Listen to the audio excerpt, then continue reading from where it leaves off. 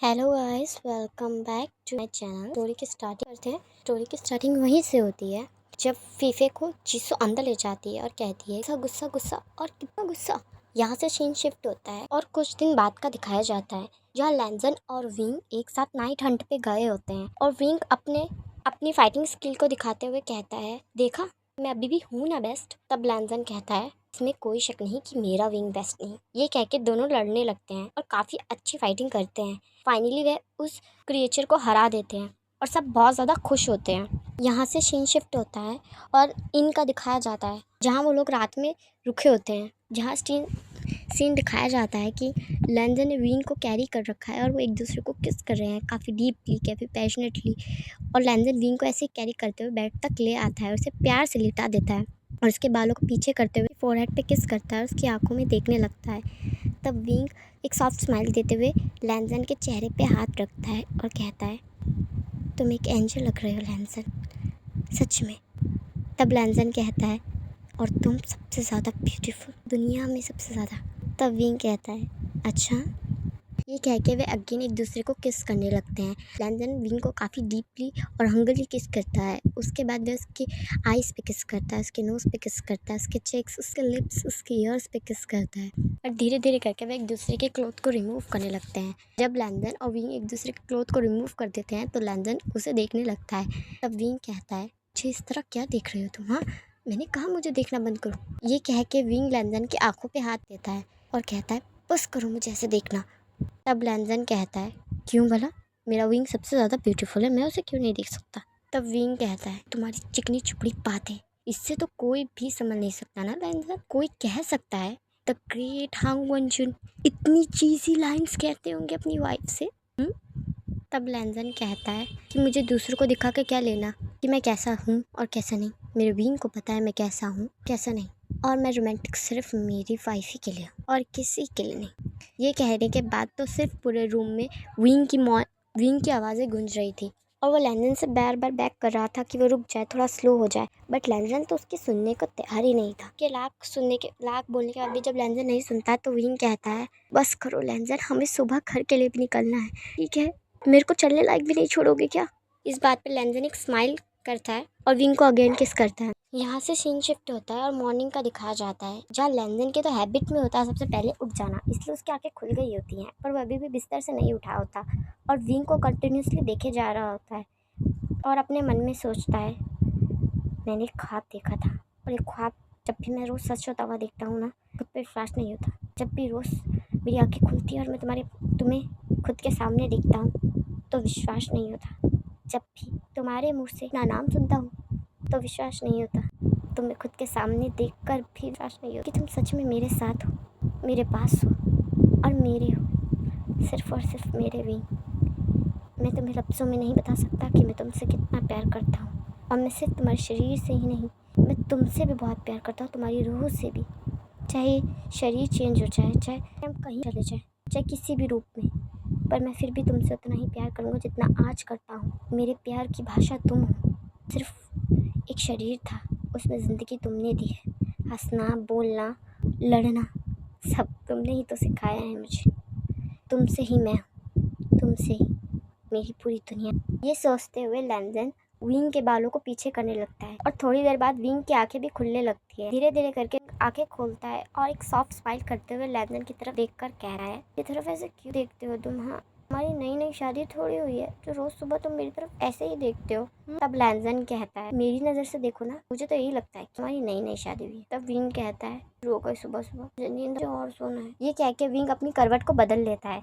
तब लैंजन विंग को अच्छे से कंबल से कवर करता है और उठ जाता है बाथ लेने के लिए। यहाँ से सीन शिफ्ट होता है, बाथ का दिखाया जाता है। लैंजन बाथ लेता है, अब खुद तैयार होता है, मेडिटेशन करता है। सब कुछ करने के बाद वह नीचे जाता है विंग के लिए फूड लेने।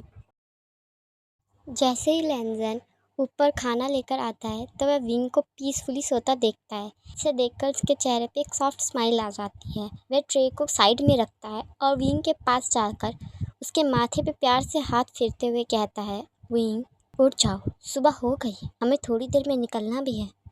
तब विंग कहता है, बस करो लैंजन, हमारी वजह से मेरा पूरा शरीर दुख रहा है, मुझे सोने दो, हट। तब लैंजन कहता है, हाँ मैं मानता हूँ तुम्हारा शरीर दुख रहा है, पर हमें निकलना तो होगा ना, वही सब हमारा इंतजार कर रहे हैं, उठ भी जाओ। लैंजन के कहने पर भी जब विंग नहीं उठता, तब लैंजन उसे ब्राइडल स्टाइल में कैरी करता है, बाथटब में ले जाता है।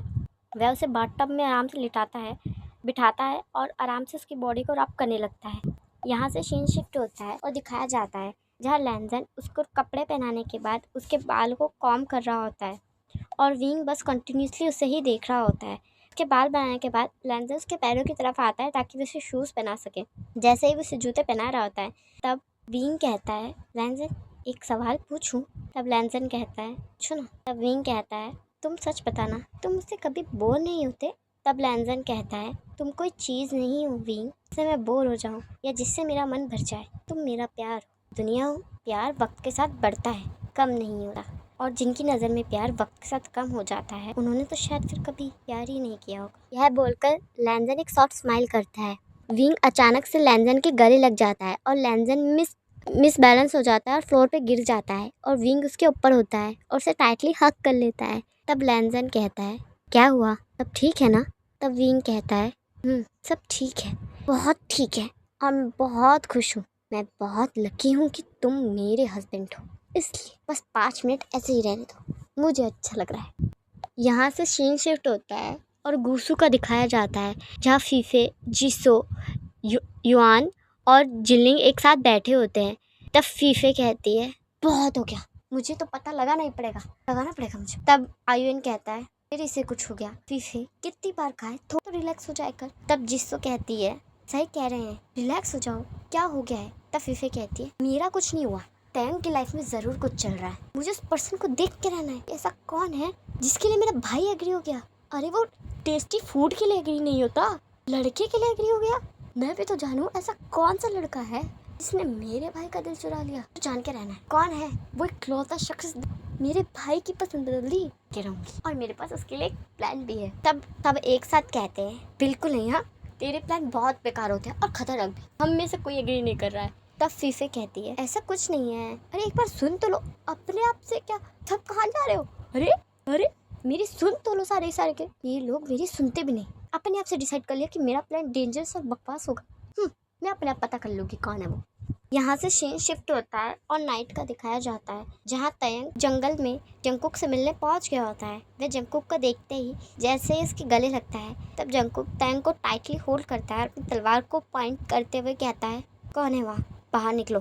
तब फीफे बाहर आते हुए कहती है, वाह इम्प्रेसिव, वेल डन, अमेजिंग। मतलब ये कला मैंने अपने डैड से सीखी है और फिर भी तुमने मुझे पकड़ लिया, मानना पड़ेगा, दिमाग तो है तुम में। तब तयंग कहता है, फीफे तुम मुझे फॉलो कर रही थी इस तरह, ये क्या तरीका है किसी की लाइफ में इंटरफेयर करने का? तब फीफे कहती है, पहली बात तू मेरा भाई है, और दूसरी बात ये पर्सनल लाइफ नहीं है, क्या है ये हम सबकी मिलकर लाइफ हो गई, और मुझे तो जानना ही था ऐसा कौन है इससे तो मिलने आ रहा है। तब तयंग कहता है, तो जिसो वापस आ गई है ना, तो उस पर ध्यान क्यों नहीं देती, क्या है? तब फीफे कहती है, अरे रे मैं तो अपनी जिसों पे ध्यान दे ही लूँगी, तेरी लव लाइफ पे भी तो थोड़ा ध्यान मुझे देना पड़ेगा, अब तू तो इतना बोरिंग है। तब तयंग कहता है, बस कर और तू जा ना यहाँ से। तब फीफे एक स्माइल करती है और कहती है, जा रही हूँ ऐसा करना बंद कर दे। अब वैसे एक बात कह दूँ महाराज जी, मेरा भाई आपसे प्यार करता, गलती से भी उसे रुलाइएगा मत, वरना मैं भूल जाऊंगी कि आप कहीं के राजा भी हैं। उसका ख्याल रखिएगा, भूलिए मत कि पूरी फैमिली है। बहन को रुलाइएगा मत, सॉरी तो मेरे भाई को रुलाइएगा मत। तब तयंग कहता है, बस मेरा रिलेशनशिप अभी ढंग से स्टार्ट भी नहीं हुआ है, ब्रेकअप करवाएगी मेरा, जाना यहाँ से, चली जा यहाँ से प्लीज। तब जिसो की आवाज़ पीछे से आती है और वह कहती है, मैं इसे लेने ही आ रही थी, माफ़ करना तयंग, माफ़ कीजिए महाराज, तुम सी चलो, दीदी मेरे साथ हो गई है अब दूसरे की लाइफ में इंटरफेयर करने की, चलो मेरे साथ। फीफे के जाने के बाद तयंग मुड़ता है और एक स्माइल करता हुआ कहता है, उसकी बात को सीरियसली मत लेना, हाँ मैं ऐसा नहीं हूँ जैसा उसने कहा है। इस बात पे जंग स्माइल करते हुए कहता है,